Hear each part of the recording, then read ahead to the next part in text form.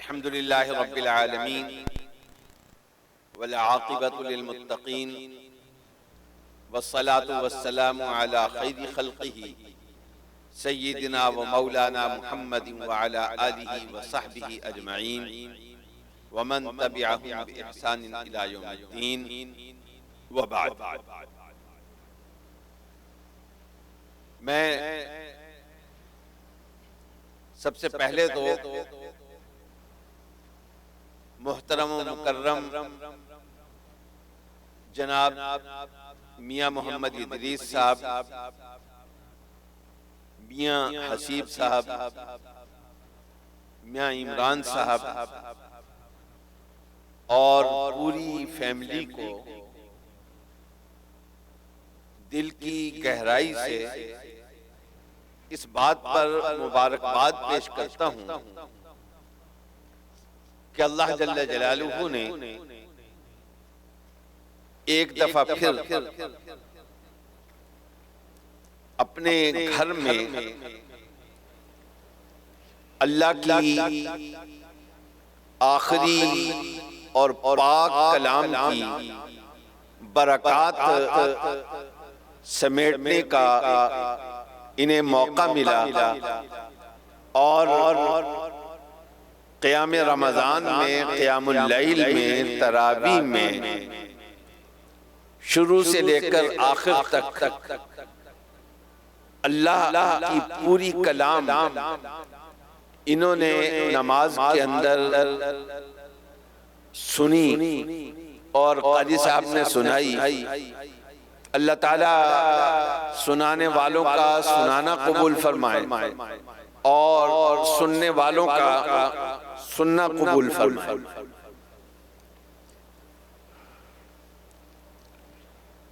یہ بابرکت مہینہ ہے جس کی اب چند راتیں اور چند دن ہی باقی رہ گئے ہیں۔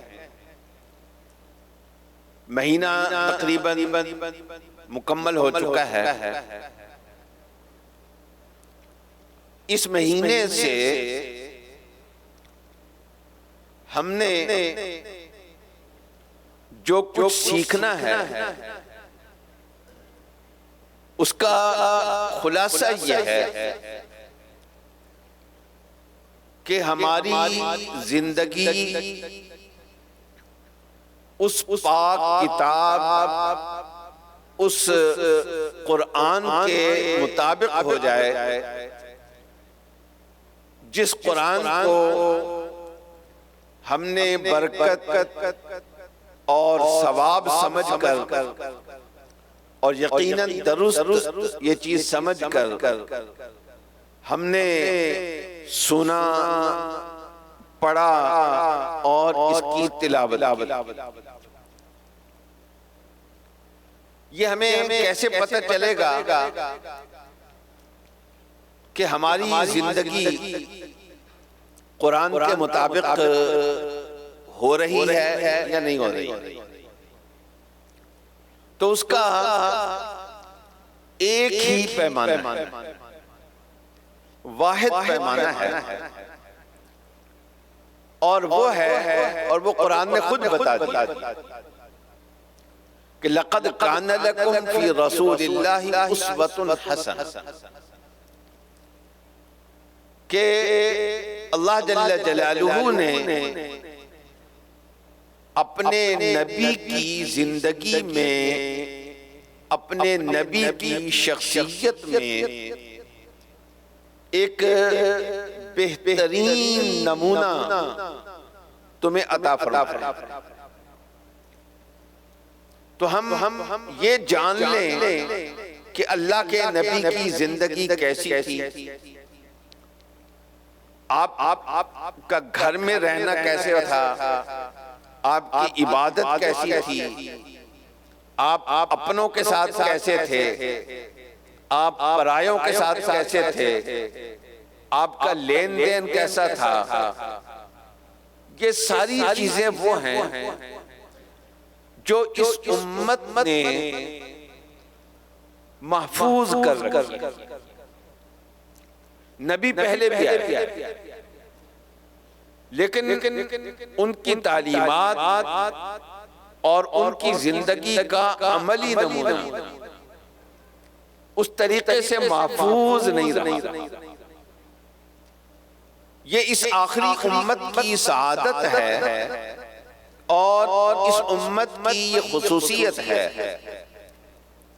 کہ اللہ کی آخری کلام بھی لفظ بلفظ حرف بحرف اسی طریقے سے محفوظ ہے جیسے اللہ جل جلالہ کی طرف سے اتری تھی. ایک زبر زیر کا اس میں فرق نہیں ہے. اور اسی کے ساتھ ساتھ اس کتاب پر عمل کیسے کرنا ہے، زندگی کیسے گزارنی ہے، یہ اللہ کے نبی صلی اللہ علیہ وسلم نے جس طریقے سے کر کے دکھایا وہ بھی محفوظ ہے. آپ کی سفر کی زندگی محفوظ ہے، آپ کی گھر کی زندگی محفوظ ہے، آپ کی امن کی زندگی محفوظ ہے، آپ کی جنگوں کی زندگی محفوظ ہے، آپ کی زندگی کا ہر شعبہ کتابوں میں محفوظ ہے. اور آج جو بھی عمل کرنا چاہے وہ عمل کر سکتا ہے. تو قرآن ہو بہو ہمارے پاس موجود ہے. نبی صلی اللہ علیہ وسلم کا اسوہ اور نمونہ وہ ہمارے پاس محفوظ ہے. یہ اس امت کی دو ایسی خصوصیتیں ہیں جن پر یہ امت جتنا بھی فخر کرے. ایک واقعہ میرے ذہن میں آ رہا ہے.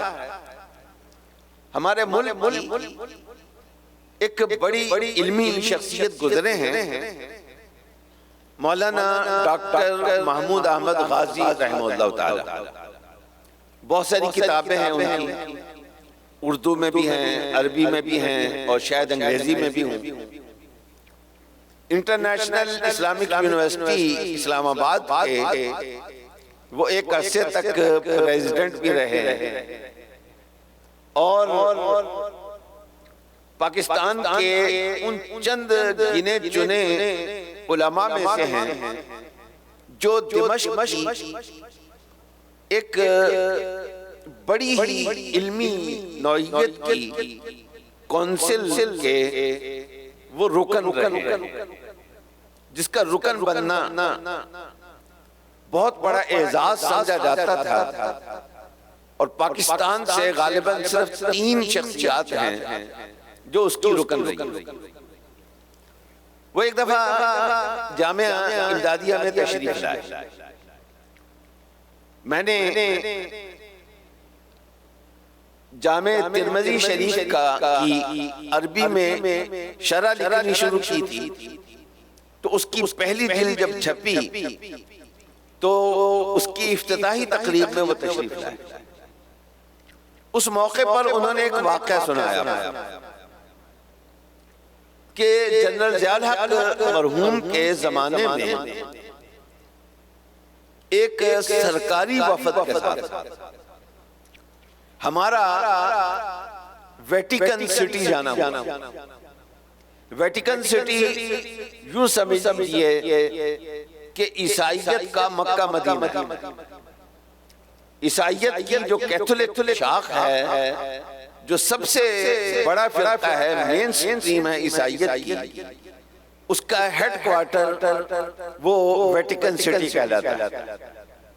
اور اس کے جو سربراہ ہوتے ہیں وہ پوپ کہلاتے ہیں. اس زمانے میں پوپ پال ہوا کرتے تھے، بہت عرصہ وہ پوپ رہے ہیں اور ان کا بڑا نام مشہور تھا دنیا میں. ان سے ملاقات، وہ تو کسی وجہ سے ہاسپٹل میں تھے، لیکن یہ کہتے ہیں کہ ان کے جو قائم مقام تھے جو انہی کی سیٹ پر بیٹھے ہوئے تھے، اور وہ سیٹ جو عیسائیت کی دنیا میں سب سے معتبر سیٹ سمجھی جاتی ہے. تو ہمارا ان سے تبادلہ خیالات ہوا. ایجنڈے کے مطابق جب ساری ایجنڈا آئٹمز نمٹ گئی تو ڈاکٹر صاحب کہتے ہیں کہ میں نے ایک سوال کیا پوپ صاحب سے، یعنی عیسائیت کی سب سے بڑی سیٹ پر بیٹھے ہوئے شخص سے. میں نے کہا کہ آپ حضرت عیسیٰ علیہ السلام کا نام لیتے ہیں. حضرت عیسیٰ علیہ السلام سے مجھے بھی عقیدت ہے اور محبت ہے، اور اس عقیدت اور محبت کے بغیر میرا ایمان مکمل ہو ہی نہیں سکتا. تو میں یہ چاہتا ہوں کہ میں آپ کے پاس آیا ہوں تو حضرت عیسیٰ علیہ السلام کا کوئی تبرک آپ سے لے کر جاؤ.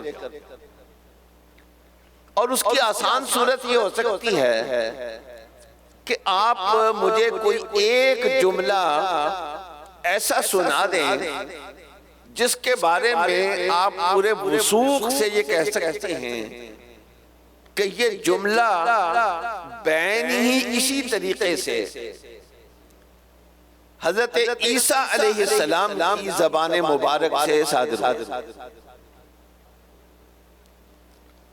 ڈاکٹر صاحب کہتے ہیں کہ پہلے تو انہوں نے کہا کہ میں سوال سمجھا نہیں. یہ بھی در حقیقت جواب کے لیے کچھ وقت لینے کا طریقہ ہوتا ہے. تو میں نے الفاظ بدل کر اپنا سوال دہرایا. تیسری مرتبہ پھر ایسے ہی. اب انہیں اندازہ ہوا کہ سوال کا جواب تو بہرحال دینا پڑے گا. تو انہوں نے 2 حرفی جواب دیا. وہ کہہ رہے تھے کہ فرانسیسی زبان میں ہمارا ان سے مکالمہ ہو رہا تھا. ڈاکٹر صاحب فرانسیسی زبان بھی جانتے تھے. تو اس میں اس نے 2 حرف بولے اور 2 حرف یہ تھے کہ ممکن نہیں، ممکن نہیں. یہ 2 حرف، یعنی میرے لیے یہ ممکن ہی نہیں ہے کہ میں کوئی ایسا جملہ بول کے دکھا دوں جس کے بارے میں مجھے یقین ہو کہ یہ جملہ اسی ترتیب کے ساتھ حضرت عیسیٰ علیہ السلام کی زبان سے صادر ہو. لیکن یہ ہماری خوش قسمتی ہے کہ اللہ کی طرف سے نازل ہونے والی کتاب جو محمد الرسول اللہ صلی اللہ علیہ وسلم کی زبان سے سب سے پہلے ادا ہوئی ہے، وہ ہو بہو الحمد سے لے کر والناس کی سین تک محفوظ ہے. اسی طرح آپ کے ارشادات بھی پوری ذمہ داری سے محفوظ ہیں. آپ کے اخلاق اور آپ کی عملی زندگی بھی پوری ذمہ داری کے ساتھ محفوظ ہے. اور یہ اتنے دولت مند صرف مسلمان ہیں، یہ امت ہے. لیکن مسئلہ کیا ہے؟ مسئلہ یہ ہے کہ ہم اس دولت کو نہ صرف یہ کہ چھپائے بیٹھے ہیں بلکہ پوری دنیا تک پہنچانا، جس دولت کو پہنچانا ہماری ذمہ داری تھی، ہم اس کے آگے رکاوٹ بن گئے. کیونکہ اللہ کے نبی کی سیرت پڑھیں تو اس میں بالکل کچھ اور نظر آتا ہے. اور ہمیں کوئی دیکھے گا اللہ کے نبی کا نام لینے والے کو تو ہم بالکل اس سے 180 ڈگری پر نظر آتے ہیں. تو دنیا نے کتابیں کھول کر نہیں دیکھنی، دنیا نے تو میرا اور آپ کا عمل دیکھنا ہے، میرے اور آپ کے اخلاق دیکھنے ہیں، میرے اور آپ کے اطوار طور طریقے دیکھنے ہیں، معاملات کرنے کے انداز دیکھنے ہیں. تو اس وقت یہ ہماری ذمہ داری ہے کہ اللہ نے اتنی بڑی دولت جو ہمیں عطا فرمائی قرآن کی شکل میں اور سیرت رسول صلی اللہ علیہ وسلم کی شکل میں، اس کو ہم اپنی عملی زندگیوں میں لائیں۔ دیکھیں اسلام جو پھیلا ہے نا، میں صرف ایک واقعہ عرض کر کے اپنی بات کو مکمل کرتا ہوں، کیونکہ مبارک کی زیارت بھی ہونی ہے، اس پر بھی کچھ وقت لگنا ہے، اس لیے میں اپنی بات کو سمیٹ۔ حضرت عمران بن حسین رضی اللہ تعالی عنہ ایک لمبا واقعہ بیان کرتے ہیں کہ ایک رات ہم سفر میں تھے، رات کا جب آخری پہر ہوا تو نبی کریم صلی اللہ علیہ وسلم نے قافلے کو ایک جگہ رکنے کا حکم دیا کہ اتر کر تھوڑا سا آرام کر۔ اور حدیث روایت کرنے والے صحابی کہتے ہیں کہ وہ وقت ایسا ہوتا ہے کہ کسی مسافر کے لیے نیند سے میٹھی چیز اس وقت کوئی نہیں ہوتی۔ یہ ہمارے ہاں بھی روڈ پہ حادثے ہوتے ہیں ڈرائیور کی نیند کی وجہ سے۔ اگر آپ سروے کریں تو رات کے آخری پہر میں یہ اس طرح کے زیادہ ہوتے ہیں، تو یہ ایک قدرتی سی چیز ہے۔ تو رسول اللہ صلی اللہ علیہ وسلم بھی لیٹ گئے، صحابہ بھی لیٹ گئے، حضرت بلال کی ڈیوٹی لگی کہ تم نے فجر کے وقت جگانا ہے، ان کی بھی آنکھ لگ گئی، لیکن نبی کریم اور نبی کریم صلی اللہ علیہ وسلم کی بھی آنکھ لگ گئی، اور جاگ اس وقت آئی جب نبی کریم صلی اللہ علیہ وسلم جب سورج نکل چکا تھا، سورج چڑھ چکا تھا، تو رسول اللہ صلی اللہ علیہ وسلم نے نماز ادا فرمائی۔ اصل میں قضا نماز کیسے پڑھنی ہے اس کا طریقہ دکھانا تھا اللہ تعالیٰ نے، وگرنہ تو اللہ کے نبی سے ایسا نہیں ہو سکتا تھا۔ تو خیر جو اصل بات ہے وہ یہ ہے کہ پانی نہیں تھا، صحابہ کو پیاس بہت زیادہ لگی ہوئی تھی۔ رسول اللہ صلی اللہ علیہ وسلم نے حضرت علی کو اور ایک اور صحابی کو بھیجا کہ آپ جائیں اور کہیں سے پانی کا پتہ وتہ کریں۔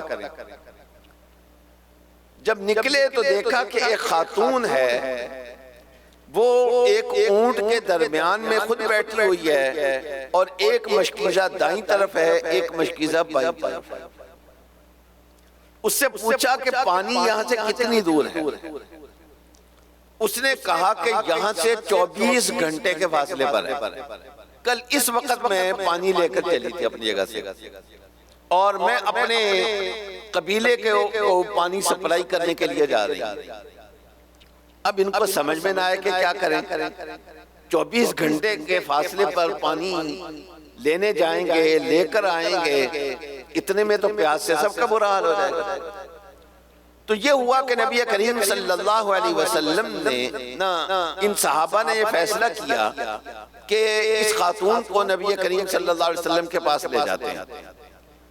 چنانچہ نبی کریم صلی اللہ علیہ وسلم کے پاس لے گئے، آپ نے وہ مشکیزیں اتارے اور اپنے دست مبارک سے ان کا منہ کھولا اور سب سے کہا کہ جس کو پانی چاہیے وہ لے لے، جس نے وضو کرنا ہے، برتن بھرنا ہے، کوئی کرنا ہے، وہ پانی لے لے۔ سب نے پانی لیا، ایک بہت بڑا لشکر تھا، اس نے پانی لیا، لیکن اس کے باوجود وہ مشکیزیں اسی طرح بھرے کے بھرے رہے، اس میں کوئی کمی نہیں۔ گویا ایک بہت بڑا معجزہ اس خاتون نے رسول اللہ صلی اللہ علیہ وسلم کا دیکھا، لیکن اس کے باوجود اس معجزے سے وہ مسلمان نہیں ہوئی۔ جو نقطہ میں سمجھانا چاہتا ہوں، جب اپنے گھر پہنچی تو اس نے جا کر کہا کہ میں ایک ایسے بندے کو دیکھ کر آئی ہوں جو یا تو واقعتاً اللہ کا نبی ہے اور یا پھر آسمان و زمین کے درمیان میں اس سے بڑا جادوگر کوئی اور۔ کچھ عرصے کے بعد اسی خاتون نے اپنے قبیلے کے لوگوں سے کہا کہ دیکھیں یہ لوگ جب بھی یہاں سے گزرتے ہیں تو عربوں کے ہاں تو لوٹ مار کا عام رواج تھا، لیکن ان کی جس کے ساتھ دشمنی ہوتی ہے ان سے تو ان کی لڑائی ہوتی ہے، لیکن اس کے علاوہ کسی کو یہ لوگ کچھ نہیں کہتے۔ عربوں کے ماحول میں یہ بات بالکل نہیں تھی۔ اس نے کہا کہ جو ان کے اخلاق ہیں جو اس وقت میں نے دیکھے تھے اور جو اب میں دیکھ رہی ہوں، تو مجھے لگتا ہے کہ یہ واقعتاً اللہ کے سچے نبی ہیں، اور وہ اپنے پورے قبیلے کو لے کر آئی اور نبی کریم صلی اللہ علیہ وسلم کے سامنے آ کر انہوں نے کلمہ پڑھا۔ یعنی ایک طرف اتنا بڑا معجزہ ہے اور دوسری طرف رسول اللہ صلی اللہ علیہ وسلم اور صحابہ کے اخلاق۔ اس معجزے نے اتنا متاثر نہیں کیا جتنا نبی کریم صلی اللہ علیہ وسلم کے اخلاق نے ان کو متاثر کیا۔ تو ہم اللہ کے نبی صلی اللہ علیہ وسلم کے نمائندے ہیں۔ دنیا ہمیں نمائندہ سمجھتی ہے مسلمانوں کو، ہیں یا نہیں ہم، لیکن دنیا ہمیں نمائندہ ہی سمجھتی ہے۔ تو ہم جب اپنی اخلاقی زندگی کی فکر نہیں کرتے، ہمارے معاملات، ہماری معاشرت، ہمارے رویے اس طرح کے ہوتے ہیں جیسے ہمارے ہیں، تو گویا ہم دنیا کو یہ بتا رہے ہوتے ہیں کہ نعوذ باللہ من ذالک، ہمارے نبی نے ہمیں کوئی تربیت نہیں دی اور ہمیں کچھ سکھایا نہیں ہے۔ گویا ہم اپنے طرز عمل کے ذریعے غیر مسلم دنیا کے سامنے نبی کریم صلی اللہ علیہ وسلم پر ایک قسم کا بہتان باندھ رہے ہوتے ہیں اور آپ کا ایک غلط امیج۔ اس سے بڑی توہین رسالت کوئی اور نہیں ہو سکتی۔ چھوٹی موٹی توہین ہو تو ہم وقت پہ ہی بندہ مار دیتے ہیں، اس کی بوٹی نہیں بچتی بعض اوقات، لیکن یہ بھی ایک توہین رسالت ہے کہ ہم اپنے آپ کو اللہ کے نبی کا نمائندہ بنا کر پیش کرتے ہیں، اپنا امتی بنا کر پیش کرتے ہیں، لیکن زندگی ان کو کوئی اور دکھاتے ہیں اور ہمارے نبی صلی اللہ علیہ وسلم کی زندگی کچھ اور۔ تو بس آج ہمیں یہاں بیٹھے ہوئے یہی فیصلہ کرنا ہے اور رمضان کی ان بابرکت راتوں میں اللہ سے یہ توفیق مانگنی ہے کہ اللہ تعالی ہمیں اپنے نبی صلی اللہ علیہ وسلم کہ اسوہ حسنہ کو صحیح طور پر اپنانے کی توفیق عطا فرمائیں۔ وآخر دعوانا ان الحمدللہ رب العالمین۔ الحمدللہ رب العالمین الرحمن الرحیم مالک یوم الدین۔ اللہم لا نحصی ثناء علیک انت کما اثنیت علی نفسک۔ اللہم صلی علی سیدنا و مولانا محمد وعلی آل سیدنا و مولانا محمد وبارک وسلم۔ ربنا ظلمنا انفسنا وان لم تغفر لنا وترحمنا لنكونن من الخاسرین۔ اللہم انا نسألک العفو والعافیت فی الدنیا والآخرہ۔ اللہم انک عفو تحب العفو فاعف عنا۔ اللہم انک عفو تحب العفو فاعف عنا۔ اللہم انک عفو تحب العفو فاعف عنا۔ اے اللہ اس ماہ مبارک کی برکت سے، قرآن کریم کی برکت سے، اے اللہ ان ذاتوں کی برکت سے، اپنے حبیب صلی اللہ علیہ وسلم کی برکت سے، صحابہ و اہل بیت کی برکت سے، اولیاء امت کی برکت سے، اے اللہ ہمارے زندگی بھر کے ہر چھوٹے بڑے گناہ کو معاف فرما دیجئے۔ اے اللہ باقی ماندہ زندگی میں ہر گناہ سے بچنے کی ہمیں توفیق عطا فرما دیجئے۔ یا اللہ ان بابرکت راتوں کے اندر ہماری زندگیوں میں بہت اچھی تبدیلیوں کے فیصلے فرما دیجئے، ہمارے ملک کے لیے بہت اچھی تبدیلیوں کے فیصلے فرما دیجئے۔ اے اللہ لیلۃ القدر کے بارے میں آپ نے یہ فرمایا ہے کہ اس میں اگلے سال کے فیصلے کیے جاتے ہیں۔ یا اللہ اس رات میں ہمارے لیے، ہمارے ملک کے لیے، پوری امت مسلمہ کے لیے اے اللہ بہت اچھے فیصلے فرما دیجئے۔ اے اللہ ہماری قسمتیں تبدیل کرنے کے فیصلے فرما دیجئے۔ اے اللہ ہمارے نصیب تبدیل ہونے کے فیصلے فرما دیجئے۔ یا اللہ ہمیں اپنے حبیب صلی اللہ علیہ وسلم کے طریقے کے مطابق زندگی گزارنے کی توفیق عطا فرما دیجئے۔ اے اللہ یہاں حاضرین میں سے ہر ایک کی اور ہر مسلمان کی ہر جائز تیری مراد کو پورا فرما دیجئے، ہر ایک کی ہر آرزو کو پورا فرما دیجئے۔ اے اللہ ہر جائز مقصد کے حصول کو ہمارے لیے آسان فرما دیجئے۔ یا اللہ ہمارا جو بھی پروگرام ہو، جو بھی پلان ہو، جو بھی ہماری اسکیم ہو، جو بھی منصوبہ ہو، یا اللہ ہر ایک میں بہت آسانی کے ساتھ ہمیں کامیابی عطا فرما دیجئے۔ یا اللہ ناکامیوں کی حسرت سے محفوظ رکھیے، ہر طرح کی ناکامیوں سے اے اللہ ہمیں محفوظ رکھیے۔ اے اللہ ہماری زندگیوں میں، ہمارے وقت میں، ہماری صحتوں میں، ہماری عمروں میں برکتیں عطا فرما دیجئے۔ اے اللہ ہمارے رشتہ ناتوں میں برکتیں عطا فرما دیجئے۔ اے اللہ اس فیملی کو بہت ساری برکات سے نواز دیجئے۔ اے اللہ ہم سب کے گھروں کو ہر طرح کی برکات سے مالا مال فرما دیجئے، ہمارے ملک کو ہر طرح کی برکات سے مالا مال فرما دیجئے۔ اے اللہ ہم پہ اپنا کرم فرما دیجئے، اپنی نظر رحمت ہم پر فرما دیجئے۔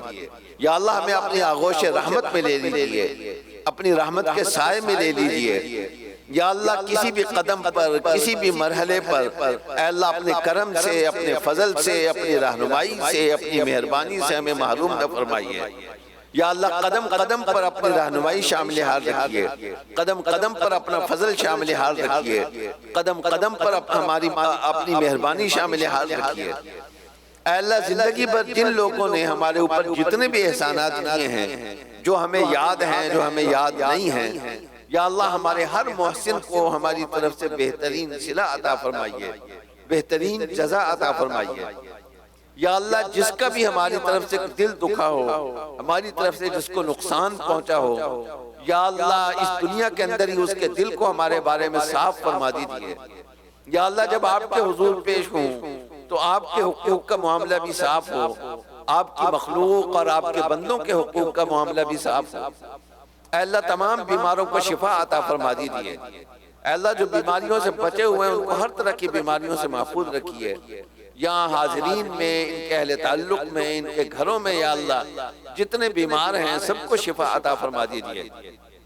یا اللہ ہم میں سے جن جن کے والدین اس دنیا سے جا چکے ہیں، یا اللہ سب کی قبروں کو منور فرما دیجئے، سب کے درجات کو بلند فرما دیجئے۔ یا اللہ اس فیملی کے جتنے بڑے چھوٹے آپ کے پاس پہنچ چکے ہیں، بڑے میاں صاحبان، یا اللہ میاں ادریس، میاں انیس، میاں عمران، ان کی والدہ صاحبہ، میاں انیس صاحب، میاں ادریس صاحب کی اہلیہ، یا اللہ اور جتنے بڑے چھوٹے اس خاندان کے آپ کے پاس پہنچ چکے ہیں، یا اللہ سب کی قبروں کو منور فرما دیجئے، سب کے درجات کو بلند فرما دیجئے۔ یا اللہ ہم میں سے جن جن کے بھی متعلقین دنیا سے جا چکے ہیں، یا اللہ سب کی قبروں کو منور فرما دیجئے۔ اے اللہ ہمارے لیے خوشیوں کے فیصلے فرما دیجئے، یا اللہ ہمارے لیے آسانیوں کے فیصلے فرما دیجئے۔ اے اللہ آپ کے حبیب صلی اللہ علیہ وسلم نے جو خیر، جو بھلائی، جو اچھائی آپ سے مانگی ہے وہ ہم میں سے ہر ایک کو، امت مسلمہ کے ہر فرد کو عطا فرما دیجئے۔ جن شرور سے، جن آفات سے، جن حوادث سے آپ کے حبیب صلی اللہ علیہ وسلم نے پناہ مانگی ہے، ہم سب کو ان سے پناہ میں رکھیے۔ ربنا تقبل منا انک انت السمیع العلیم، وصلی اللہ تعالی علی خیر خلقہ سیدنا و مولانا محمد وعلی آلہ وصحبہ اجمعین برحمتک یا ارحم الراحمین۔